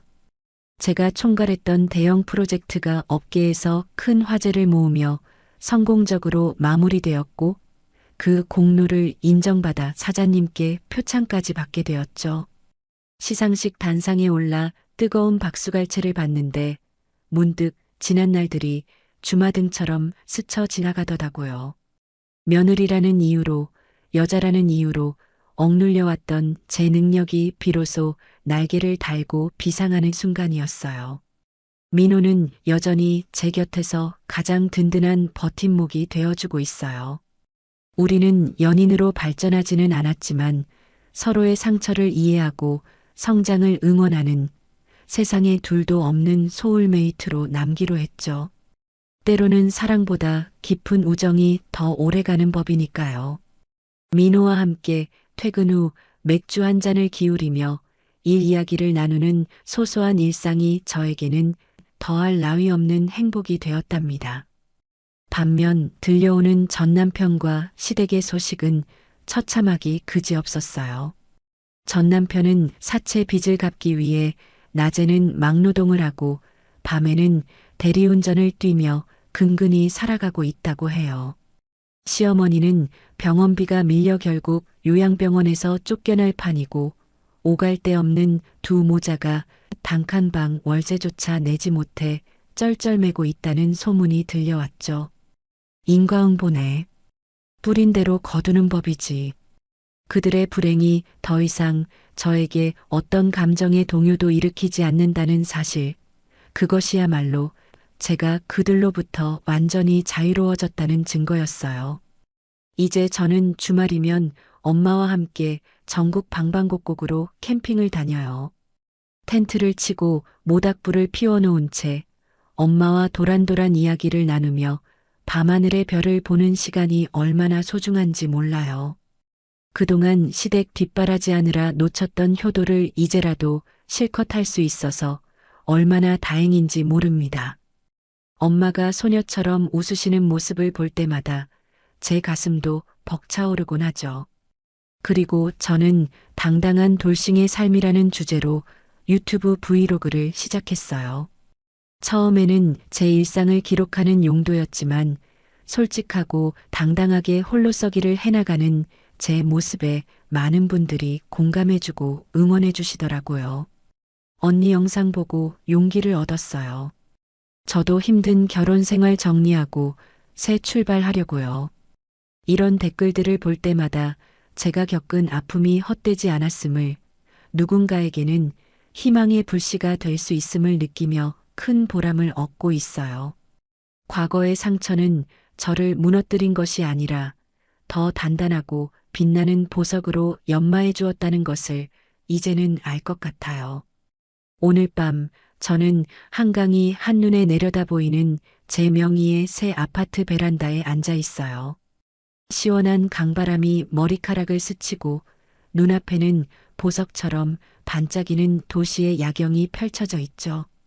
손에 든 와인 잔을 가볍게 흔들며 저는 밤하늘을 향해 조용히 건배를 청합니다. 누구의 아내도 누구의 며느리도 아닌 온전한 나 자신으로 살아가는 지금. 제 인생의 진정한 봄날은 바로 지금부터니까요. 지금이 내 인생의 화양연화야. 입가에 번지는 미소와 함께 저는 와인을 한 모금 머금으며 깊고 편안한 숨을 내쉽니다. 제 이야기는 여기서 끝이 나지만 저희 그리고 여러분의 화양연화는 이제 막 시작되었다고 믿어요. 부디 여러분도 자신의 삶의 주인공이 되어 가장 찬란하게 빛나는 순간을 맞이하시길 진심으로 응원할게요. 지금까지 들어주셔서 감사합니다. 네, 오늘 들려드린 사연 어떻게 들으셨나요?